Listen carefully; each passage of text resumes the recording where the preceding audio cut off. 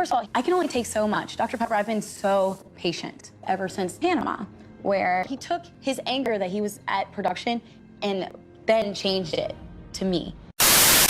Hey guys, and welcome back to Little Black Book. You already know what time it is, baby. We're going to be giving you guys a review of Married at First Sight. Yes. Oh my days. I don't even know where to begin. Hey, if you're new to the channel, make sure you like, share, subscribe, click on the bell button for the notifications of the uploads, baby. And for those of you who are returnees, hey, you ain't got the minerals. You ain't got the minerals. Listen, alright, I'm not gonna waste much time. Let's get straight into it. I'm gonna talk to Brandon and Taylor, and we're gonna break down some things that really happened. So, I think obviously we already know that there's been a bit of madness from both Taylor and from mainly Brandon, and Taylor has responded. I think Taylor proved my point when I said that this video that she launched was a conscious, purposeful video that was to get a reaction out of Brandon. Unfortunately, the reaction she got from Brandon was not the one that she actually needed and actually she wanted. And she admitted that that the reason why she did a video was to kind of get his attention. If I'm not being disrespected, I'm being ignored every day. And it's just like, you know what, I'm done. That's why I posted the video. I think the main thing that we see here is some of the things that I believe that Taylor kind of showed, which was this kind of ignorance to what she had done, and it was a purposeful tactic once again to kind of say, oh, I don't understand what I did wrong about this video, I don't know what I did that was so bad, etc, etc. Even when Dr. Pepper said, come on, there was something wrong with this video, even when she took the video to her friends, she actually didn't tell the full truth of that video. I mean, come on, I'm sorry, there's no way you can be so blind as to what you done in that video. Listen, I got no problem with the fact that, yes, you know what you thought. I mean, I've got a bit of a problem, but I mean, I can understand when somebody does something so drastic to you and you want to get them back because of, you know, you're in pain. But to not admit that you know what you did was wrong and it was hurtful and it did the job but better than you could have imagined, then there is something we have to look at as in yourself. Why are you in this phase of denial? Why are you suppressing the true thoughts of truth that are clearly evident in terms of the video? Now, when we get to the actual conversation between, and it's like an intervention kind of conversation between Brandon and Taylor, I think one of the interesting things, the very first thing we start off with was that none of them wanted to go first to discuss. She wanted him to go first, he wanted her to go first. Brandon can start. Brandon's not gonna start. I'm only here to hear her explanation for her behavior. And yeah, I just wanna hear her. He wants an apology, she wants an apology, and I'm not trying to say any of them are either wrong or right, but in the sense of we just saw this going back and forth between the two of them in terms of the beginning of who should go first, right? Because both of them want the other person to be able to speak first and they can respond and say, look, this is what, But what we see obviously from that is that Brandon obviously, you know, trying to, I guess, frame it in a sense of that, you know what, Taylor has done something wrong, which is right. Taylor has done something wrong, but he's not. But the fact that he's unable to be able to see his own faults in the sense of what he's contributed to this particular point that we're standing at right now is a problem. He left his keys, went out the house, vacated in the last episode or so, which I understand, but I don't agree with. But when you try to make it out as if you did nothing wrong and you're not a contributing factor to your relationship breakdown, that the fact that when you go to your friend, you know, we know that Panama happened, but you didn't admit that at the dinner table you were acting mad. Because she was acting mad. Now, I get the fact she took a photo at the dinner table, but that was no cause for the argument and the accusation you laid at her feet. That was no cause for that the little bit of a shade and attack that you did on the sofa when she was asking you a question to expand on your actual experiences, which you couldn't do. You just kept on piggybanking her argument. What do you expect? But then you see, you're a bully and don't expect the same. You're a bully. You know when a bully, sorry, I should say this. I apologize. Let me rewind. You're behaving like a bully who, when he bullies, doesn't like being bullied back. You know, you don't like getting a dish of your own medicine, which is concerning for me because you're giving it out quite a bit. Yeah? After Panama, did you do anything? Yes, you did. You are still behaving in a very odd fashion. You want things to reset. They cannot reset. I'm sick and tired of people trying to make it as if you should reset. Relationships don't work like that. Do you know why they don't work like that? Because you're a human being. once something has been severed, it has been severed for life. Meaning there is only a chance for repairing but not forgetting. We never forget.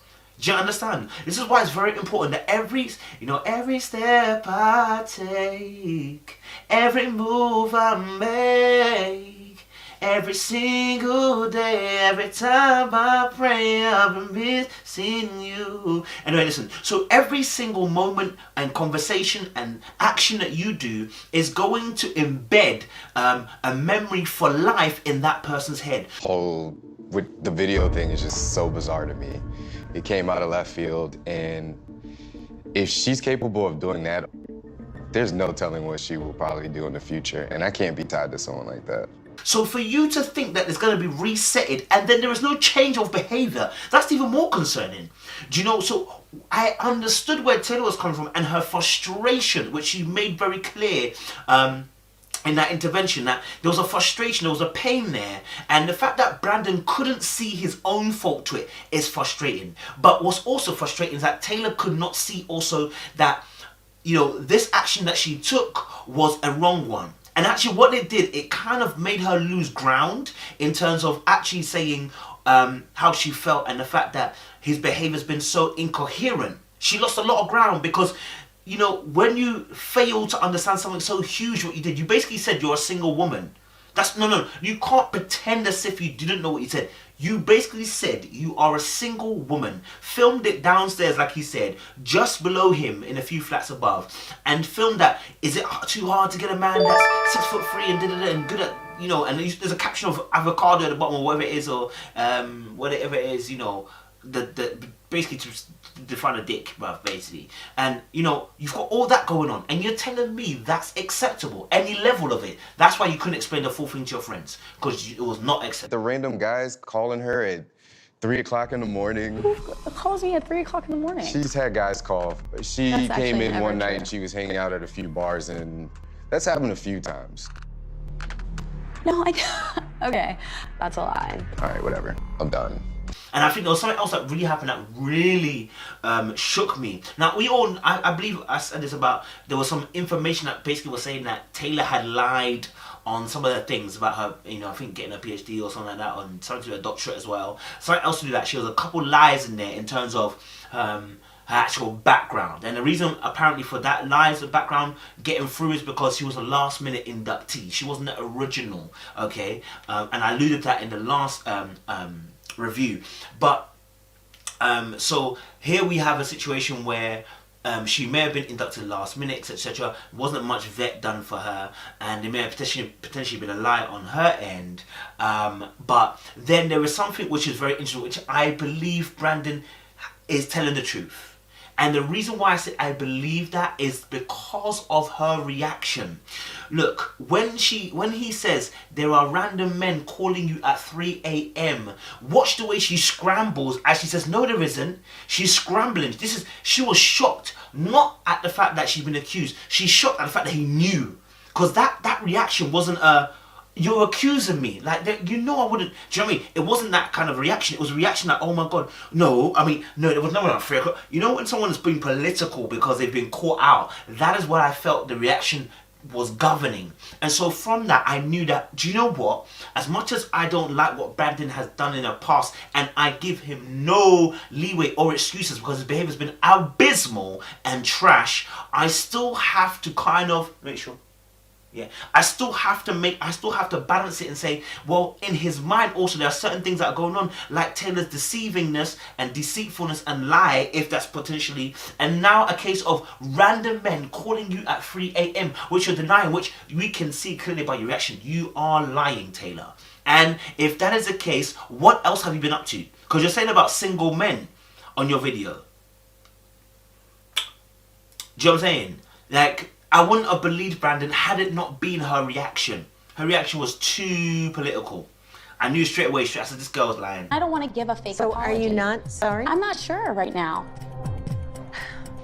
Well, you're acting like a single woman. You know, he said obviously, you know, if there was an apology, he won't be believing the apology. And she backed that up by saying, you know, she's not just going to apologize because it wouldn't mean much. You know what?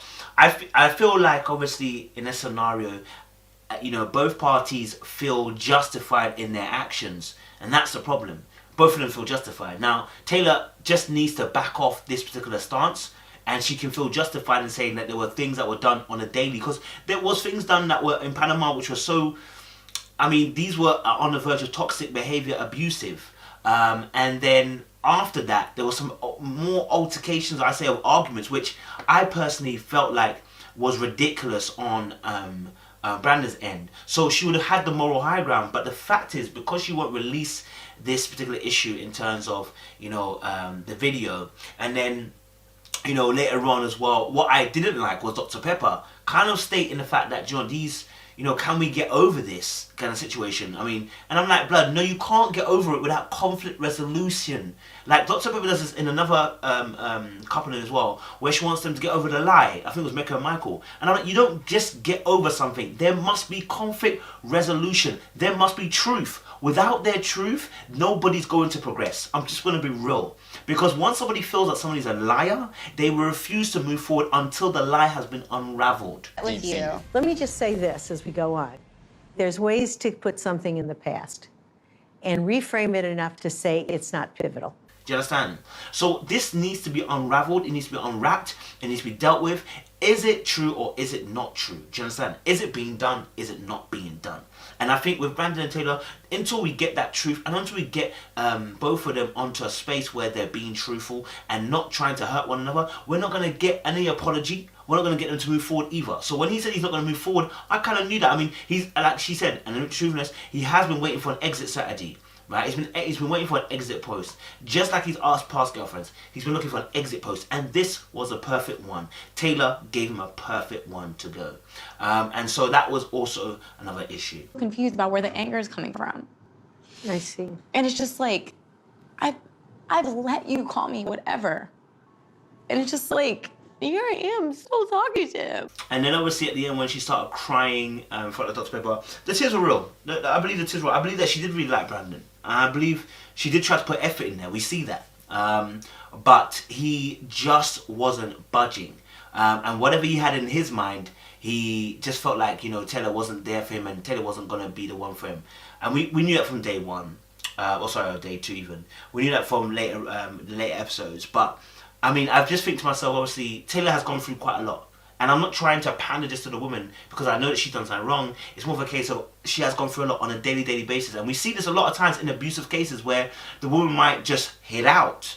One day she'll take a knife and stab a man. And that's what Taylor's done in a less violent manner. She's taken all the energy and all the stress and all the pain, and she said it herself, and then recoiled and just released what she felt into that video of the Instagram. And I think from there, that was the beginning of the end, and the nail that hit the coffin, you know. And I'm sure she even pushed and planned that. I'm sure she wanted to get out of that situation too, and that video was just to finish it off. Because to pretend as if you don't know there's anything wrong with it, even though Mecca's come to you, even though like you can see and have sense.